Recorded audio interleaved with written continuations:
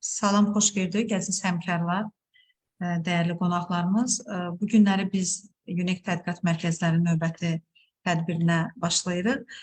Tədbirimiz qeyd edim ki, UNEK Tədqiqat Mərkəzlərinin işinin əlaqələndirilməsi və təşkili şöbəsi və eyni zamanda UNEK Ermənistan İqtisadiyyatının Araşdırma Mərkəzinin birgə təşkilatçılığı ilə keçirilir və tədbirimiz İqtisad Universitetinin UNEK Tədqiqat Mərkəzlərinin Facebook səhifəsi üzərindən də canlı yayımlanır. Bugünkü mövzumuz Cənubi Qafqaz bölgəsinin iqtisadi dirçəlişi və inteqrasiya proseslərində Zəngəzur dəhlizinin önəmidir və bugün iki məruzəşimiz var. UNEK Ermənistan İqtisadiyyat Araşdırma Mərkəzinin rəhbəri Professor Qafar müəllim Mehdiyev və eyni zamanda həmin mərkəzin tədqiqatçısı Tariyel müəllim Babayev və qeyd etmək istəyərdim ki, Qafar müəllim və Tariyel müəllim eyni zamanda Türkiyədə Erciyes Universitetində çalışırlar. Qafar müəllim orada Ermənişünaslıq bölümünün başqanıdır. Və bugünkü mövzumuz çox aktual mövzudur və bizdə Qafar müəllim bu anım günü və zəfər gününə qədər universitetdə bir silsilə tədbirlər təşkil olunub, keçirilir və bu deməli müddətdə keçirdiyimiz tədbirlər demək olar ki, hamısı həm vətən müharibəsinə bağlı və yaxud da bu Qarabağla bağlı mövzularda bizdə hətta sabahları açıqlayacaq. Bizdə hətta bu həm Şuşa ili çərçivəsində, həm də demək zəfər günü ərəfəsində biz Ümumi Respublika məqalə müsabiqəsi elan etmişdik və sabahları o müsabiqənin qaliblərini açıqlayacağıq və onlara həm pul mükafatları və həm də sertifikatlar nəzərdə tutulub. Belə, buyurun Qafar müəllim, söz sizdədir. Mən hamınızı salamlayıram, çox sağ olun Rəna xanım. Həm də biz indi bizim zəfər gününün ikinci ili ərəfəsindəyik. Bu münasibətlə də xalqımızı təbrik edirəm. Çünki 2 il əvvəl, ondan biraz da əvvəl bizim heç xəyalımıza da gəlməzdi bəlkə də belə bir zəfəri yaşayacaq, belə bir gözəl günləri yaşayacaq. İndi ikinci ilini qeyd edirik. Amma 2 il keçməsinə baxmayaraq, bu zəfərdən 2 il keçməsinə baxmayaraq, Ermənistanla Azərbaycan arasında 10 noyabr 2020-ci ildə gəlinən bir razılaşmanın hələ də bəzi maddələri yerinə yetirilməyib və son günlərdə siz də gördünüz, artıq dünən Soçidə bir görüş oldu. Rusiya prezidenti, Azərbaycan prezidenti və Ermənistanın baş naziri arasında yeni bir sənəd imzalandı. Yəni bu yeni bir sənəd imzalanması da o deməkdir ki, hələ 2 il keçəndən sonra bəzi məsələlər həll edilməyib. Mən bu güncəl konuya ona görə deyindim ki, xəbərimiz olsun ki, bizim hansı tətbiq eləyəcəyimiz siyasət olmalıdır bundan sonra. Ermənistanı bu sazişə uymağa məcbur eləyən hansı addımlar atıla bilər. Çünki Ermənistan həmin bəyannamənin 10 noyabr 2020-ci il bəyannaməsinin bir neçə maddəsini yerinə yetirmir. Birincisi, Zəngəzur dəhlizinlə bağlı razılaşma hələ də yerinə yetirilməyib. Ermənistan çox fərqli, çox müxtəlif bəhanələr ortaya atır və bu bəhanələrin də heç birinin əsası yoxdur. İkincisi də işğaldan azad edilməmiş, belə desək daha doğru olar, Qarabağın işğaldan azad edilməmiş hissəsində, hansı ki Rusiya sülh məramlarının nəzarəti altında bir bölgələrimiz var.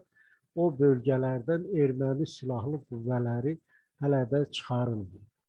Digər məsələlər də var, yəni bu Ermənistanla Azərbaycan arasında sərhədlərin müəyyənləşməsindən, demarkasiya və delimitasiya məsələlərlə bağlı məsələlərdir. Bunlar da yaxın günlərdə müzakirə mövzusudur və hətta Soçidə dünən bu məsələlərin də bəzi detalları müzakirə edildi, amma deyək ki, ictimaiyyətə verilən bilgilərə bilgilərə görə onlar da bu ilin sonuna qədər həllini tapacaq. Buna ən azından biz ümid eləyək ki, bölgəmizə barış gələcək. Cənubi Qafqazın barışa ehtiyacı var. Çünki bu bölgələrdə, bu bölgəmizdə tarix boyunca həmişə çatışmalar olub. Burada yaşayan insanlar çox böyük zərər görüb. Əgər tarixə inərsək, bir ekskurs eləsək, görərik ki, Zəngəzur indi bizim qərbi və şərqi Zəngəzur deyə adlandırılmışsa, vahid bir Zəngəzur ərazisi idi. Azərbaycanın ayrılmaz tərkib hissəsidir. O zaman Gəncə quberniyasının tərkibində olmuş bir qəza idi və bu qəzada yaşayan insanların da 90% Azərbaycan türklərindən ibarət idi. Və hələ mən onu demirəm ki, Cənubi Qafqaza Osmanlı ərazisindən və İran ərazisindən köçürülüb gətirilən ermənilər burada yerləşdiriləndən sonra belə yenə də Azərbaycan türklərinin sayı həmişə üstünlük təşkil eləmişdi. Və bu Ermənistan dövlətinin yaradılması fikri ortaya çıxandan sonra təbii ki, ermənilərin bilirsiniz ki, bəlli bir ideolojisi var. Bu ideolojinin əsasında ayrı-ayrı ölkələri də, ayrı-ayrı xalqların ərazilərinə göz dikmək, o əraziləri özününkü eləmək fikri ortaya çıxandan sonra Cənubi Qafqazda bir erməni dövləti qurmaq düşüncəsi də özünə yer tapdı və onların heç bir haqqı olmasa da Cənubi Qafqazda İrəvan xanlığının ərazilərində dediyimiz kimi Zəngəzur o vaxt Gəncə xanlığına daxil olan ərazidir. Bu ərazilərdə görünməmiş vəhşiliklər törədildi və insanlar öldürüldü ki, bu ərazilərdən türklər təmizlənsin və burada bir erməni dövləti qurulsun. Mən 1918-ci ildə erməni dövləti elan olunmamışdan və elan olunandan sonra bu bölgədə gedən prosesləri araşdırmışam və bu Zəngəzur bölgəsində bəlkə də Cənubi Qafqazın heç bir yerində olmamış vəhşiliklər törədilmişdir burada. Yəni, mən xatırlayıram, yəni Qaregin Müjdə ilə bağlı bir kitab hazırlayanda və mən Zəngəzurda onun vəhşiliklərinin nə dərəcədə olduğunu gördüm. Həm də nəinki Qaregin Müjdə, həm də Andranik də bu bölgədə qətliamlar törətmiş, Azərbaycan xalqına qarşı görünməmiş soyqırıma imza atmışdır. O dövrdə, yəni indiki Zəngəzurun, qərbi Zəngəzurun bəzi hissələri Qaregin Müjdənin nəzarəti altına keçmişdi. Hətta 1918-də həmin Daşnaq hökumətinə tabe olmayaraq orada bir Dağlıq Ermənistan Respublikası adlı bir qurum da elan eləmişdi və Tatev monastırı da, indi Zəngəzurda olan o Tatev monastırı da, bunun da ermənilərə heç bir aidiyyatı yoxdur, bu Alban monastırıdır. Bu monastırında özünə qərargah qurmuşdu və bu qərargahdan da işini yönətirdi. O ərazilərdən Qoxtandan, Qafandan, Qarakilsədən və digər yerlərdən Azərbaycan türklərinin köçürülüb oraya ermənilərin yerləşdirilməsi işinə başlamışdı ki, burada ayrıca, yəni Daşnaq hakimiyyətindən ayrıca, çünki Zəngəzur o zaman elan olunan Ermənistan Respublikasına daxil deyildi. Zəngəzur Azərbaycan ərazisi idi və bu ərazidə də ayrıca bir separatçı bir qurum yaradılmışdı. Necə ki, 90-cı illərdə, keçən əsrin 90-cı illərində Azərbaycanın Dağlıq Qarabağ ərazisində separatçı bir qurum elan olunmuşdu. Qaregin Müjdə də belə bir qurumu elan eləmişdi Zəngəzurda və bu da əsas təşkil elədi gələcəkdə Zəngəzurun Ermənistana verilməsi ilə bağlı Sovet hökumətinin çıxardığı qərarın müəyyən bir əsası olsun və Qaregin Müjdenin oradakı vəhşilikləri ona gətirib çıxartdı ki, burada Zəngəzurun qərb hissəsi Azərbaycandan alınıb Ermənistana verildi. Bu bilirsiniz ki, 1920-ci ildə baş vermişdir. Ona qədər burada yəni elə bir ciddi bir müqavimət yox idi, ermənilərin müqaviməti yox idi. 20-ci ildə artıq Azərbaycan hakimiyyəti, Azərbaycan demək olar ki, Sovetlər Birliyi tərəfindən, Sovet ordusu tərəfindən işğal edildi. Aprel ayında işğal ediləndən sonra bu ərazilərdə yenə də Azərbaycanın hakimiyyəti davam edirdi. Noyabr ayının 29-unda 1920-ci il noyabr ayının 29-unda Zəngəzurun Ermənistana verilməsinin əsası qoyuldu. Çünki həmin gün Ermənistanda Sovet hakimiyyəti elan olundu.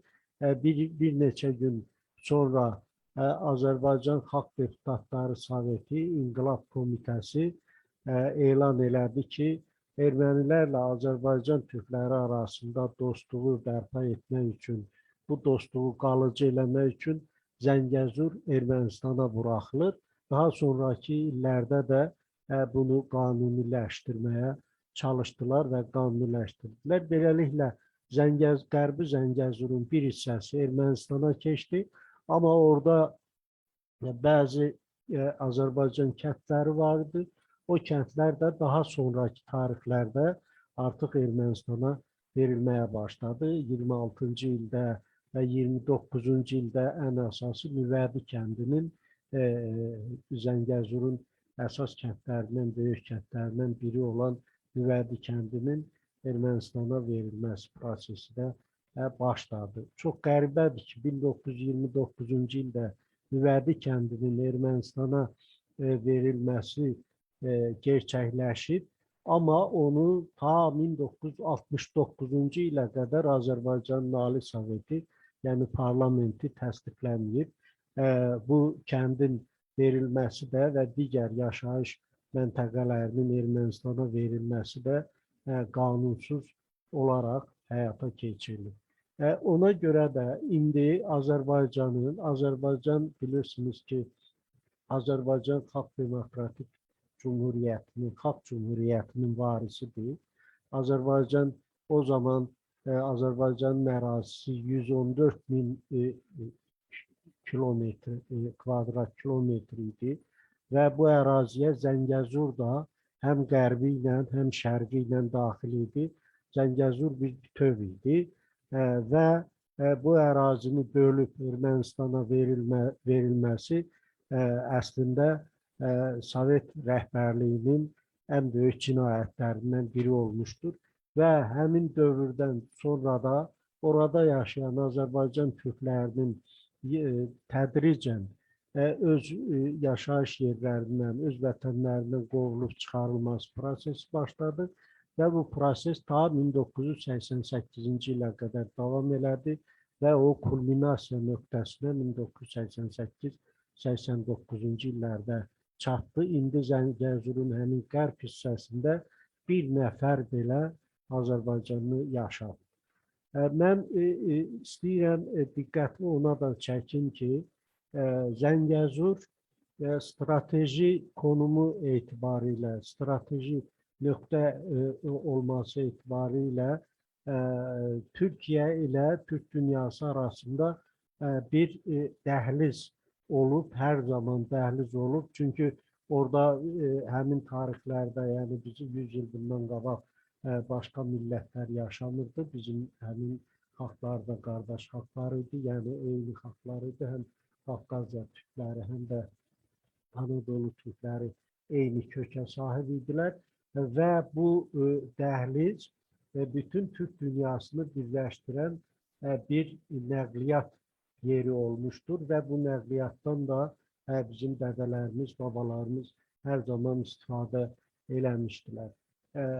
Ermənistan dövləti elan olunandan sonra 4 iyun 1918-ci ildə Batumda bir anlaşma imzalandı və Osmanlı Dövləti Ermənistan Respublikasını 9000 kvadrat kilometr ərazidə tanıdı. Və ermənilər bundan kifayətlənmədilər ki, bizim ərazimiz çox azdır və bizim ərazimiz genişlənməlidir və onlar İstanbula bir heyət göndərdilər. O zaman İstanbulda Osmanlı Dövlətinin dövləti hələ mövcud idi və Osmanlı Dövlətinin böyüklərinlə görüşlər keçirdilər və bu görüşlər nəticəsində erməni heyətinin başqanı Aharonyan o zaman Osmanlı ordularının baş komutanı Vehib Paşaya belə bir təklif irəli sürdü ki, bizim ərazilərimizin genişləndirilməsinə baxılmalıdır və Zəngəzur və şimaldan da Kars və Ərdahan və digər yerlər Ermənistana verilməlidir. O zaman Vehib Paşanın indi də Ermənistan mətbuatında yer alan fikirləri yayılmışdı. O zaman da yayılmışdı. O zaman Vehib Paşa demişdi ki, sizə 1 metr belə biz torpaq verməyəcəyik. Çünki biz erməni xalqının özgürlük arzusunu nəzərə alıb sizə dövlət yaratdıq, amma sizin buna haqqınız yoxdur. Amma siz bunlarla bizim qarşımıza çıxmaq istəyirsiniz. Zəngəzurda qarşımıza çıxıb bizi Türk dünyasına bağlayan bir nöqtəni ələ keçirmək istəyirsiniz. Deyək ki, digər yerlərdə Qazax və Gəncəyə gedən yolumuzu kəsmək istəyirsiniz. Belə bir sərt Vehib Paşanın bunlara bir sərt cavabı var. O da rəfşatda yer almaqdadır. Və o dövrdən indiyə qədər bu Zəngəzur dəhlizinin önəmi ortadaydı. Yəni, Türk dünyasını Türkiyəyə bağlayan, Osmanlı Dövlətinə bağlayan ana bir xətt idi və Sovet hökumətinin çabaları ilə, Sovet hökumətinin etdiyi xəyanət nəticəsində bu koridor bağlandı. 1920-ci ildən sonra artıq bura Ermənistana veriləndən sonra Türkiyə ilə əlaqələr kəsildi. Şübhəsiz ki, dövlətdə Sovetlər Birliyinə daxil olan müttəfiq respublikaların sərhədləri administrativ sərhədləri idi, dövlət sərhədləri deyildi. Oradan gediş-gəlişlər olurdu. Bəzi yollar hətta Zəngəzurdan Ermənistan ərazisinə girir, oradan çıxıb Azərbaycan ərazisinə girir və yaxud tərsinə. Bu ərazi dağlıq ərazi olduğuna görə burada yəni adi bir sınır xətti, yəni bir sərhəd xətti müəyyən eləmək mümkün deyil. Bu belə də qaldı və Zəngəzurda ermənilər möhkəmlənəndən sonra buranı özlərinin ana vətəni hesab eləməyə başladılar və Dağlıq Qarabağ münaqişəsi başlayandan sonra 1990-lardan sonra Azərbaycanın şərqi Zəngəzur hissəsi də işğal edilib Ermənistana qatıldı. Və Ermənistana qatılandan sonra artıq bu ərazidə ermənilər istədiklərini eləyə bildilər və bilirsiniz ki, Azərbaycan xalqı nə Qarabağın, nə də Qarabağın ətrafında olan 7 Azərbaycan bölgəsinin işğalı ilə razılaşmadı və zamanı gözlədi, o zaman da yetişdi. 2020-ci ildə biz 44 günlük müharibə ilə bu əraziləri azad elədik. Bu ərazilər azad ediləndən sonra bu Zəngəzur, Qərbi Zəngəzurun da bir bütöv halına gəlməsi fikri ortaya nahaq çıxmayıb. Yəni bunu da biləsiniz ki, Zəngəzur bir bütöv olmalıdır. Zəngəzur onun iqtisadi inkişafı da, gələcəyi də vahid şəkildə aparılmalıdır. Çünki bölgənin xüsusiyyəti belədir. Ona görə də Azərbaycan həmin danışıqlar prosesində, yəni 10 noyabr sazişində Zəngəzurdan Azərbaycanın digər bir bölgəsinə, Naxçıvana bir koridor açılmasını həmin sənədə saldıra bildi və həmin sənədin 9-cu maddəsində bu yer almışdı. Yer almışdı ki, Azərbaycanın qərb rayonlarından Naxçıvana, oradan da Türkiyəyə bir dəhliz açılacaq, yol açılacaq. Dəhliz deyincə ermənilər biraz hürkürlər, deyirlər ki, bu dəhliz deyil, bu yoldur. Fərqi yoxdur. Əgər yoldursa, oradan dəmir yolu və digər kommunikasiya xəttləri keçəcəksə, bu artıq dəhlizdir, koridordur və bunun açılması Ermənistanın üzərinə qoyulubdur və Ermənistan bu məsələdə bir siyasi manipulyasiya eləməyə başladı. Bu 2 ilin içərisində mən çox halda rast gəldim ki, bugün bir söz deyildi, o biri gün ayrı söz deyildi. Ayrı-ayrı Ermənistan rəsmilərinin fikirlərinin bir-birinə zidd olduğunu da ortaya qoydular. Yəni, bəzi mübahisələr də oldu.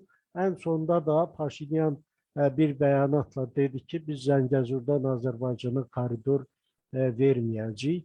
Yəni, bu bizim suveren ərazimizdir. Bu suveren ərazidə əgər hər hansı yol keçəcəksə, hər hansı bir yol keçəcəksə, bu Ermənistan dövlətinin suveren hüquqları çərçivəsində tənzimlənəcək və belə bir fikri də Avropada da səsləndirdi, başqa yerlərdə də səsləndirdi.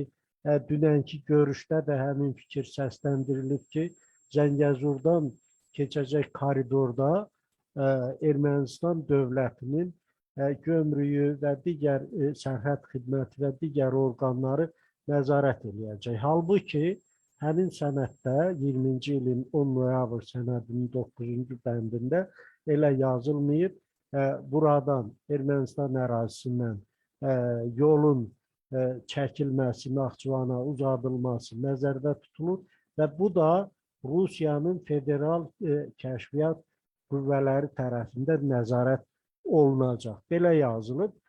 Çünki eyni şeyi Rusiya Laçın koridorunda da eləyir. Yəni, Dağlıq Qarabağın işğaldan azad olunmamış Xankəndi, Xocalı, Xocavənd və digər rayonlarında yaşayan ermənilərin Ermənistanla əlaqə saxlaması üçün koridor verilib, 5000 kilometr, 5 kilometr eni olan bir koridor verilib.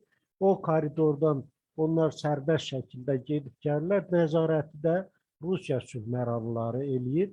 Bu da analoji bir şeydir. Bu nəzarəti yenə də Rusiya federal kəşfiyyat qüvvələri etməli idi və Ermənistan bu məsələdə cığallıq eləyir və dünyanın diqqətini də bura cəlb eləmək istəyir ki, biz Ermənistan ərazisindən Azərbaycana koridoru o halda verə bilərik ki, burada bizim dövlət suveren haqlarımız qorunsun. Azərbaycan isə əgər bu razılaşmanı Ermənistan pozarsa və bu razılaşmaya getməzsə, onda analoji olaraq Laçın koridorunda da həmin hüquqları Azərbaycanın haqqı olan həmin hüquqları tələb eləyə bilər.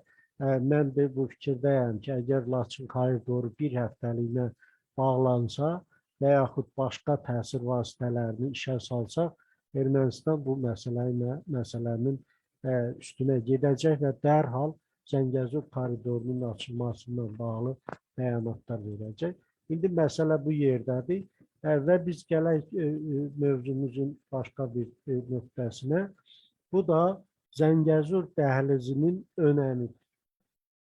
Onu deyim ki, Zəngəzur dəhlizi sadəcə bizim coğrafiyada, Cənubi Qafqazın bu hissəsində bir xətt deyil. Bu xətt bütün dünyanı, yəni Avropanı Asiyaya bağlayan keçid məntəqəsidir və bu keçid məntəqəsi bütün dövlətlərin marağındadır. Əsas da bilirsiniz ki, Çindən başlayan bir xətt, bir yol, bir xətt adlı bir proyekt var. Bu proyektin də həyata keçməsi üçün bu dövlətlərin hamısının marağı var. Xüsusən də Xəzərin o tayında olan Türk Cumhuriyyətləri, yəni Özbəkistan, Qazaxıstan, Qırğızistan, Türkmenistan və digər Rusiya Federasiyasının tərkibində olan Türk subyektləri, bunların da hamısının marağındadır ki, Zəngəzur koridorunun açılması, Naxçıvandan Türkiyəyə birləşdirilməsi, oradan da Avropaya çıxış əldə olunması həm iqtisadi cəhətdən, həm də mənəvi cəhətdən, mədəni cəhətdən bu ölkələrin bir-birinə, bu xalqların bir-birinə bağlanmasını təmin edəcək. Ona görə bunun çox böyük önəmi var.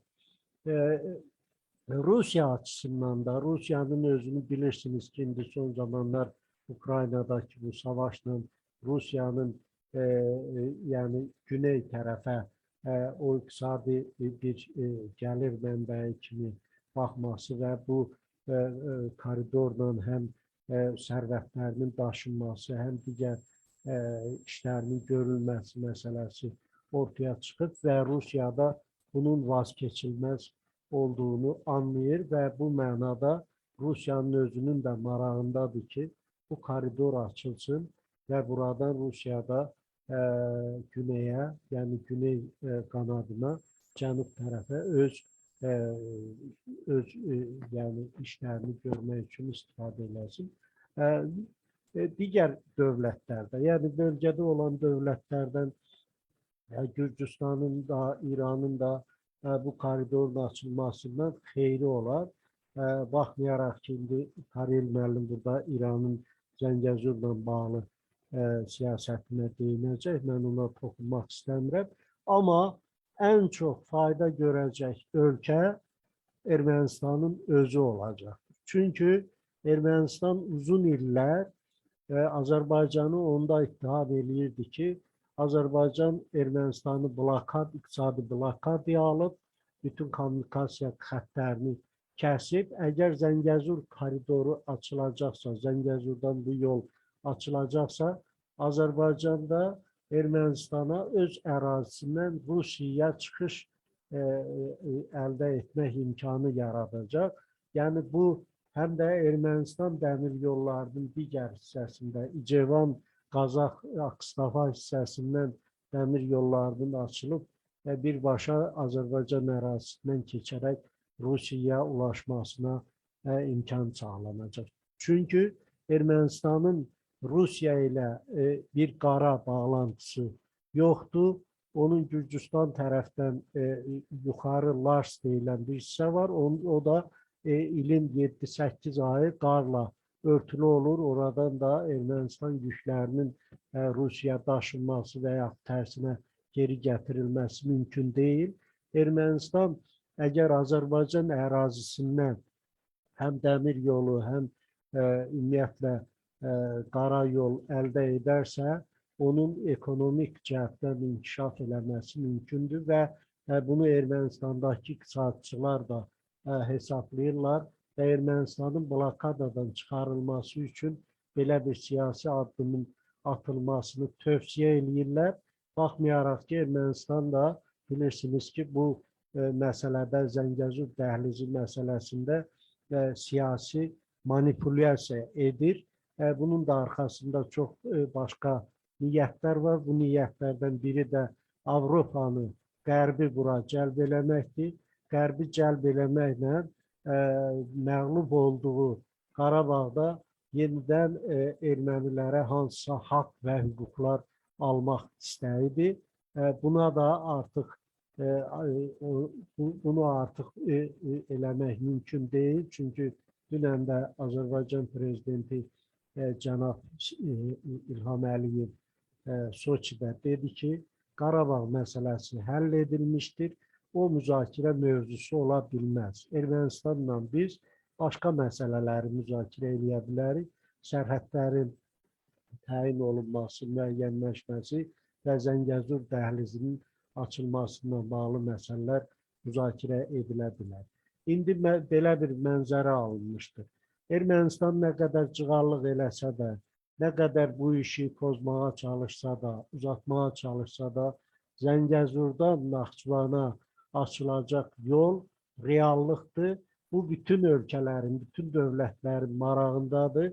Birinci növbədə də Azərbaycanla Türkiyənin marağında olduğuna görə bu hətta mən bir müsahibəmdə də demişdim ki, zor poz bu dəhliz açılacaq.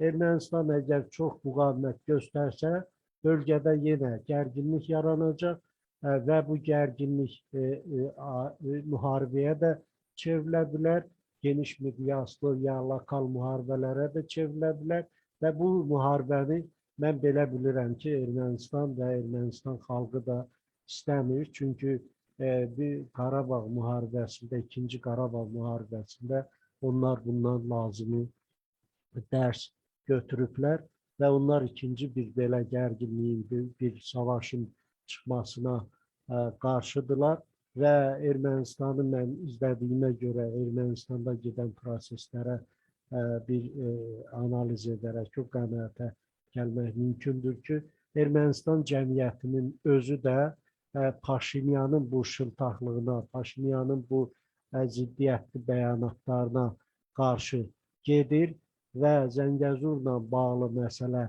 həll edilməsə, ondan sonra Azərbaycanla Ermənistan arasında sülh sazişindən söhbət gedə bilməz. Çünki Azərbaycanın da qırmızı xətti Zəngəzurdur. Zəngəzurdan keçəcək bir koridordur. Bu koridor bizim üçün həyati əhəmiyyət daşıyan şeydir. Biz ən əsası da bütün Türk dünyasını, Turanı birləşdirəcək bir xətt kimi baxmalıyıq. Bu bizim dövlətimizin ideoloji təməlində bir siyasi arac olaraq görülməlidir və biz buna mütləq nail olacağıq. Mən bu fikirlərlə, bu düşüncələrlə sizi bir daha salamlayıram və sağ olun deyirəm. Əgər suallar olarsa, müəyyən bir ortaya çıxan məsələ olarsa, onlara da cavab verməyə hazıram. İndi mən sözü Rəna xanım, yəqin ki, Kariyel müəllim də İranın önəmini anlatsın bu məsələdə. Daha sonra yenə də davam edə bilərik. Yəni, bilmirəm, indi nə dərəcədə əhatə edə bildik. Suallar ortaya çıxarsa, onların detallarını da anlada bilirik. Təşəkkür edirik Qafar müəllim dolğun, ətraflı məlumat üçün. Sualı olan chat bölməsində yaza da bilər və yaxud da axırda müzakirə və yaxud da sual olarsa, yəni qoşula bilərlər.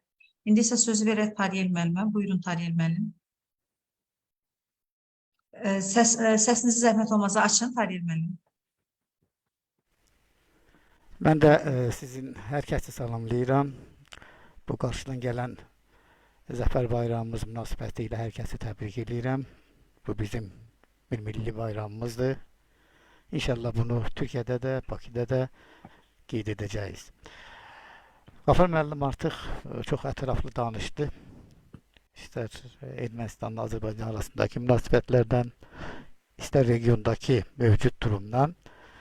Mən yəni burada artıq çox da vaxtımız da azdır. Yəni çox genişdə danışmayacağam.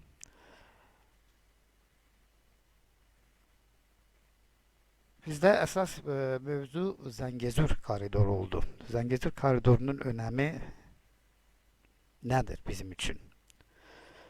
Zəngəzur koridoru ilk öncə Türk dünyası üçün çox önəmli bir mövzudur. Yəni siz baxdınız, artıq Türkiyənin Azərbaycan daha çox maraqlıdır bu işdə. Çünki bu Azərbaycanı bu Zəngəzur koridoru ilə Naxçıvandan keçərək Türkiyə ilə birləşdirir. Və eyni zamanda bu bütün Türk dünyasını birləşdirən bir koridor olacaqdır. Yəni o bir ayda deyil, 20 gün əvvəl əgər diqqət etsinizsə Azərbaycan Respublikasının prezidenti İlham Əliyev Orta Asiya ölkələrini demək olar ki bir səfər etdi və orada da çox yüksək səviyyədə qarşılandı. Və əlbəttə bu səfərlərdə əsas məqsəd Türk dünyasını birləşdirmək idi. ve Türk dünyasında birleştirmek için bu Zengezur koridorunun açılmasının çok büyük bir önemi vardı. Bu yalnız Türk dünyasının yok, bu hem de uzak şərqi Azərbaycanın içerisinden geçerek Zengezur koridoru ile Avrupa'ya birleştiren bir yol olacaktır. Ve bu region için, xüsusən də Azərbaycanın iqtisadiyyatı için çok önemli bir mövzudur. Çok önemli bir şeydir. Ancak burada artık Qafar müəllim də söylədi. Bəzi region qüvvələr bu koridorun açılmasına karşı çıkırlar. Bunlardan biri Ermənistandır. Ermənistan yani həmişə cığal olub, Qafar müəllim dediği kimi söz verir, sonra sözündən qaçır. Ancak bizim prezidentin dediği kimi bu koridor açılacaktır. Zor gücüne de olsa açılacaktır. Esas burada, esas ve İran'dır. İran neye karşı? Bu koridorun açılmasına karşı çıkır. İran, bilirsiniz ki İran Türk dünyasında, Türklere, xüsusən də Azərbaycana münasibətləri heç vaxt yaxşı olmayıbdı. Həmişə belə açıq deyilsə düşmən mövqeyində olub. Bunun da əsas səbəbi İranda olan 35 milyondan çox olan Azərbaycanlıların yaşamasıdır. Onların orada olmasıdır. Çünki İran qorxur, əgər Türk dünyası belə inkişaf edərsə, yəni gec-tez orada yaşayan Azərbaycanlılar da artıq oyanacaq. Onlar da bizimlə birləşməyə cəhd göstərəcəklər. Bu İranı qorxudan ən mühüm məsələlərdən biridir. Bugün İran, yani Astana'da da İran prezidenti reisi Əliyevlə görüşündə, yani bu sərhədlərin dəyişilməsi bizim qırmızı xəttimizdir deyə hər dəfə xəbərdarlıq edir. Hətta dünən Xarici İşlər Nazirləri də danışıblar. İranın Xarici İşlər Naziri Amir Abdullahian da bizim Xarici İşlər Nazirinə yenə bildirib ki, yəni sərhədlərin dəyişməsi ilə İran heç vaxt barışmayacaqdır. Əslində burada sərhədlərin dəyişməsindən söz gedə bilməz. Yəni bu koridordur. Ermənistanın arasından keçib Naxçıvandan Türkiyəni birləşdirəcəkdir. Və İranı narahat edən nədir burada? İranı ilk növbədə narahat edən odur ki, bu koridor açılarsa uzaq şərqdən, Orta Asiyadan, Çindən tranzit yüklər hamısı artıq bu koridorla Naxçıvanı keçərək Türkiyəyə gedəcək, oradan da Avrupa'ya doğru yönələcək. Və İran bir lojistik imkanlardan məhrum olacaq. Yəni iqtisadi baxımdan İran buradan zərər görəcəkdir. İkincisi, İran həm də ondan qorxur ki, bu koridor əgər açılarsa, çünki biz bilirik ki, bu müharibə dövründə, yəni 30 il bu Azərbaycanın əraziləri Ermənistan tərəfindən işğal olunanda İran bu əraziləri narkotik maddələrin daşınması üçün istifadə elədi. Ermənilərə hərbi yüklərin verilməsi üçün istifadə elədi. Əgər bu koridor açılarsa, bu artıq həm də Ermənistanla İran arasındakı bu ticarəti bir növ nəzarət altına alınacaqdır. Yəni İran artıq öz gizli yüklərini oradan keçirə də bilməyəcək. Çünki bu artıq diqqət mərkəzində olacaqdır. Və əsas bir də odur ki, bu koridorun açılması Türk dünyasının birləşməsidir. Bu hətta mən buna Turan koridoru da deyərdim. Çünki Türk dünyasının birləşməsi İranı çox qorxudur. Ən əsas məsələlərdən biri də bu koridorun açılmasında, qarşı olmasında, İranın qarşı olmasının əsas səbəblərindən biri də budur. O yüzden bu Zəngilan aeroportunun açılışı zamanı Türkiye'nin prezidenti Sayın Erdoğan orada da öz fikrini bildirdi ki, yani bu koridorun açılmasında bazı ülkeler çok endişələnirlər. Ancaq bunun elə bir səbəbi yoxdur. Və həmin günün səhərsi İran Qafanda öz konsulluğunu açtı. Yani konsulluk açanda Dendop binanı bilmem siz şəklini gördünüz ya, yok öyle bir Sovyet dövründə bir firmalar olurdu. Firma binasına benzirdi. Yeni köhnə bir binaydı. Qabağını biraz asfaltlanmışdılar. Ya, bu konsulluk binasıdır. Ondan əvvəl də Azərbaycanla sərhəddə misal üçün İran hərbi manevrlər keçirməyə başladı. bunlar hamısı Azərbaycana bir xəbərdarlıq idi ki, yəni əgər bu yol açılarsa biz sizə baskı edə bilərik. Ancaq İran bunu heç vaxt edə bilməyəcək. Çünki İran bilir ki, Azərbaycanın arxasında Türkiyə var. İran bilir ki, Azərbaycanın misal üçün İsraillə, Pakistanla sıx əlaqələri var. Hətta Azərbaycanın vasitəsilə bugün Türkiyə ilə İsrail əlaqələrinin yenidən normal hala gəlməsi də İran çox narahat edir. Ona görə mən belə hesab edirəm ki, bu koridor açılacaqdır. Mütləq açılacaqdır. İran nə qədər də itiraz etsə açılacaqdır. Çünki İran burada heç bir bizə qarşı hərəkətə keçə bilməz. Bu koridorun açılması həm də Rusiya üçün, Qafar müəllim söylədi, çox sərfəlidir. Çünki Rusiya Ermənistana, deyək ki, Gürcüstan üzərindən keçib gəlirdi.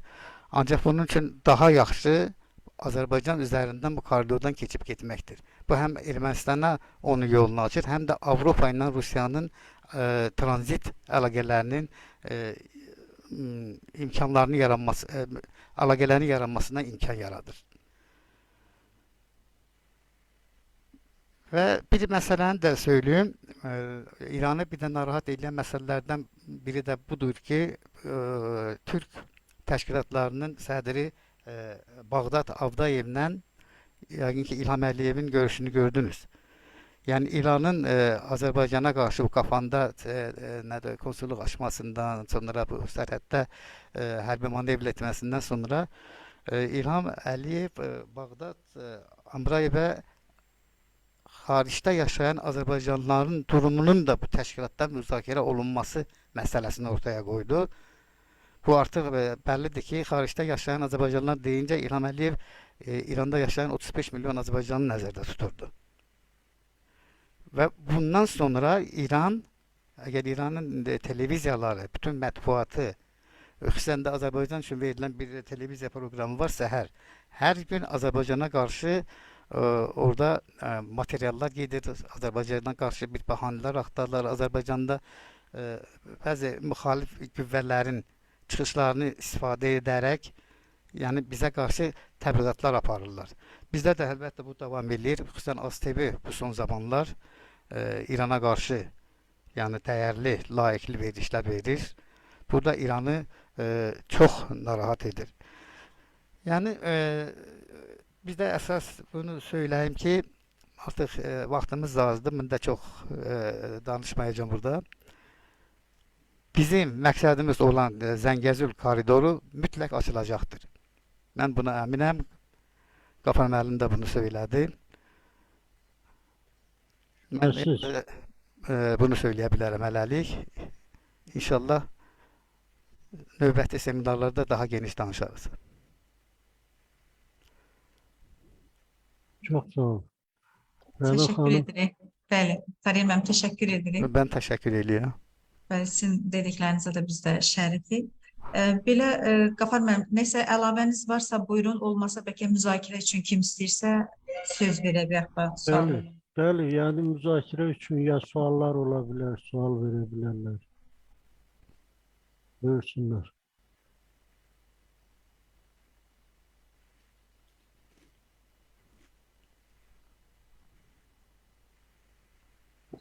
Deyəsən yoxdur. Bunda Rəna xanım bəlkə bir saata yaxındır. Sonlandıra biləriz. Belə. Tamam, o zaman biz də iştirakçılarımıza təşəkkür edirik. Amma biraz fəal olsaydılar daha yaxşı olardı. Bəlkə yenə çıxış etmək istəməsələr də sualları varsa, şunsa suallarını verə bilərdilər. Belə, əslində Qafar müəllim, mövzu əslində həm geniş mövzu, həm aktualdır, həm də demək olar ki, gündəlik bu həyatımızda istər sosial mediadan və yaxud da digər kütləvi informasiya vasitələrindən bu haqda məlumat alırıq. Yəni, mən elə gəlir ki, bütün Azərbaycanlılar bu deməli, mövzuya fokuslanıblar, hamı da ən azından bir məlumat alırlar və bu da bugünkü tədbirimiz də onun üstünə bir əlavə olundu və bilmədiklərimizi də sizdən öyrəndik. Bir nəfər Facebookda düzdür sual vermişdi. Onu bilmirəm görə biləcək ya yox. Desəm belə bir sual vermişdi. Bir nəfər Seymur müəllim adlı şəxs dedi, Azərbaycanlılar bu ərazilərdə məskunlaşana qədər bu ərazilərdə kimlər yaşamışdır? Yəni elə bir sual nəsə vermişdi. Cavablandıra bilirik yoxsa yox? Qafar müəllim? Tabii ki. Tabii ki. Bilirsiniz ki Kafkas'ın bu bölgesi, yani Cənubi Kafkas'ın bu bölgesi dünyanın en qədim yaşayış məskənlərindən biri olmuştur ve bu ərazilərdə çox saylı xalqlar saya bilərik ki, burada yaşamışlar ve öz dövlətlərində, öz oluşumlarında qurmuşdular. Biz Azərbaycan Türkləri burada en qədim zamanlardan yaşamışıq. Yani bunu demək olmaz ki, belə bir səhv tezis var ki, 1071-ci ildən sonra Malazgirt Savaşı'ndan sonra Türklər Anadoluya və ondan sonra Qafqaza yayılıblar. Türklərin bu bölgələrdə yaşama tarixi 7000 ildir. Və biz burada yaşamışıq. Bu ərazilərdə deyək ki, ayrı-ayrı dinə mənsub olan xalqlar da yaşayıblar. Müsəlmanlıqdan qabaq xristianlar yaşayıblar və Zəngəzur ərazisində Alban abidələri var. Burada Alban məliklikləri olmuşdur. O da Albanlar da Azərbaycan xalqının varisləri hesab olunur. Onlar da Azərbaycanın bir Türk qövmünə mənsub olan son zamanlar bu sahədə də araşdırmalar aparılır ki, Albanlar da kökən olaraq Türklərdir. Yəni bizlər yaşamışıq bu ərazilərdə. Ermənilərin köçürülməsi tarixi hər kəsə bəllidir. 1828-ci ildə Türkmençay anlaşmasından sonra dövlət səviyyəsində Rusiya dövləti Cənubi Qafqazın İrəvan, Qarabağ və Naxçıvan ərazilərinə erməni əhalini köçürmüşdür. Sayı da bəllidir. 90 min İrandan köçürülmüşdür. 40 min də Osmanlı ərazisindən köçürülmüşdür. Bunların hamısının bəlli bir tarixi var. Ermənilər bilinməlidir ki, və bizdə Azərbaycanda da hər kəs bunu bilməlidir ki, ermənilər Qafqaz xalqı deyirlər. Buraya gəlmədilər və gəlmə tarixləri də bəllidir. Onların Qafqazda qədim bir dənə də olsun abidəsi yoxdur. Onlar uydurmaya çalışırlar, Erebuni ilə bağlı və başqa şeylərlə bağlı. Deyək ki, Zəngəzurda olan manastırlar var, kilsələr var. Onları özlərinə çıxmaya çalışırlar. Amma ortada tarix var. Bunlar onlara ait deyil. Xristiyan məbədləri, xristiyan abidələri olsa da onlar ermənilərə ait deyil. Yəni orada yaşayan xalqlara aiddir. O cümlədən də Albanlara aiddir. Albaniyada, Qafqaz Albaniyası da Azərbaycan dövlətinin, Azərbaycan Türklüyünün varisi sayılmalıdır və mən bunu belə gördüm. Teşekkür ederim Qafar müəllim. Çox sağ olun. Biləm, başqa sualı olmayan və yaxud da çıxış etmək istəməyən yoxdursa əgər tədbirimizi gedək. Aha, buyurun Xalidə xanım, buyurun. Etmək istərdim. Tariyel müəllim, Qafar müəllim, hər birinizə çox təşəkkür edirəm. Geniş ətraflı məlumat verdiyiniz üçün. Mən özümü təqdim edeyim. Mən özüm də əslən Zəngəzurdanam, Sisyan rayonundan. Mən Qafar müəllimin dediklərinin hamısını belə deyək, nənələrimdən, babalarımdan eşitmişəm ki, ermənilərin orada onlara törətdiyi şiddətlər, onlara törətdiyi zorakılıqlar nə dərəcədə olmuşdu. Və eyni zamanda Qafar müəllim dedi, Alban məbədləri, bəli, həmin o tarixi abidələr məhz olan, bizim bölgədə olan Sisyan rayonudur, indi Qarakilsə rayonu deyək, həmin kənddə, Ağdü kəndində həmin o abidələr var. Mən yadımdaydı, uşaq idim, amma görürdüm ki, məsəl üçün, ermənilər gəlib bu abidələr üzərində tədqiqatlar aparırlar, öz adlarına çıxardırlar və öz uydurmalarını qeyd edirlər. Yəni, mən uşaq olmuşam, bir çox da şeyləri çox xatırlamıram, amma dəqiq bilirəm ki, oradakı o kilsələr, Alban məbədləri, bəli, var idi. Onlar Onların hamısı orada var idi. Bəli. Çox sağ olun ətraflı məlumatınıza Sağ görə. olun. Təşəkkür edirəm Yani sizə. bu abidələr de onlar hamısı bize aitti. Azerbaycan Bəli, bəli. halkının bir mirasıdır. Yani bunlar Hı -hı. bilirsiniz bu ayrı bir mevzudur. Bəli. İndiki Ermənistan ərazisində Azerbaycan halkının böyük bir sərvəti yatır, abidələri yatır. Onun çoxunu məhv eləməyə çalışıblar. Ama yenə də var artıq biz de öz səviyyəmizdə indi bizim İrəvan Türk Cumhuriyyəti də dəfələrlə bununla bağlı UNESCO-ya və digər beynəlxalq təşkilatlara müraciət edib, həm İrəvan şəhərinin içərisində, həm digər yerlərdə bizim mədəniyyət, maddi abidələrimizin qorunması və gələcəyə daşınması üçün tədbirlər görülməlidir və biz də səsimizi tez-tez çıxartmalıyıq ki, o abidələr bizə aiddir. Azərbaycanda olan xristiyan Bəli. abidələri də Azərbaycan xalqının maddi və mədəni sərvətidir. Çox sağ olun. Oldu, sağ olun. Təşəkkür edirəm. Qafar müəllim, biz də bilirsiniz də Unique Multikulturalizm Mərkəzdə fəaliyyət göstərir və mərkəzin rəhbəri Professor Məmmədxan Paşayeva da bu sahədə çox işlər görüb. Bəli, bəli. Afğan Kitabın da abidələrlə təqdimatı bağlı oldu bizim keçənlər. silsilə tədbirlərimiz olur. Hətta o kitab çap elətdirib və deməli o kitabın da böyük formatda təqdimatını UNIC-də keçirmişdik. UNIC rektoru Professor Ədalət Muradov da iştirak etmişdi. Yəni özü də o regionlara səfər edir. Burada olsaydı yaxşı olardı. O da öz deməli bildiklərini bizdən paylaşardı, amma dərsi var. Təfsirlər olsun. Biləm, bu qədər. Əgər başqa kimsə sualı, sözü varsa buyursun, yoxsa yavaş-yavaş tədbirimizi. Zeyna Hanım, ben bir şey söyleyebilir miyim? Bəli. Öncelikle Gaffar Hocama ve Tarihli Hocama çok teşekkür ediyorum. Sizlere de çok teşekkür ediyorum ki böyle bir şeye vesile olup da Türkiye ve Azerbaycan arasında hani hem bilgilerimizi paylaşıyoruz hem her zaman birbirimize zaten desteğiz biz Türkiye olarak. Azerbaycan'ın her zaman yanındayız. Hocalarıma sorum olarak aslında çok şeyi konuştukları için geriye soracak pek de bir şey kalmadı. Ama merak olarak Paşinyan'ın bugün İran'a gidip görüşmesinin hani oradan ne çıkarabileceğini ben bunu hocalarıma sormak istedim. Teşekkür ederim. Yani bir iki cümleyle Merve, buna ben böyle cevap vereyim ki Paşinyan yani kendine Ermənistan müttəfiqlər arayışındadır. Onun müttəfiqi biri planın dibindedir, odur. Sonra Amerika'ya səfərində də Paşinyan orada müttəfiqlər arayışında oldu. Fransa onu dəstəkləyir. Yəni bir neçə, yəni Hindistan'a kadar da onlar bazı şeyler yapırlar ki öyle bir destek alsınlar.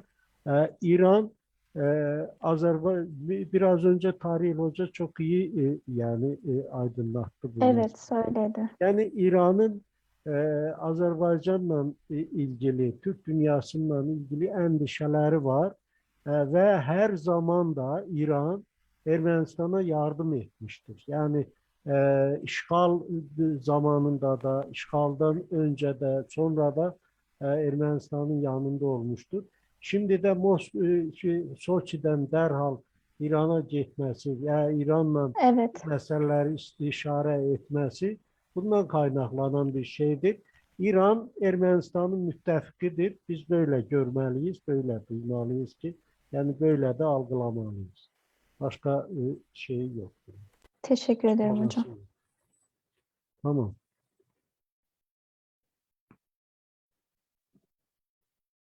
Tamam. Olduğu zaman teşekkür Oldu. ederim Qafar müəllim sizə, Oldu. Tarih müəllim sizə. Sağ Tarih olun, müəllim sağ olun. əlavəniz var mı Merve xanımın sualına bağlı neysə? Yok, da Qafar müəllim söylədi. Elə. Tamam, oldu. Oldu. Yaxşı. Teşekkürler. Sağ olun. Teşekkürler. Sağ olun. Sağ olun. Sağ olun. Sağ olun. Arkadaşlar teşekkür ederim. Sağ olun. Sağ olun. Oldu. Çok sağ olun. Sağ olun, teşekkür ederim. Oldu. Görüşürüz.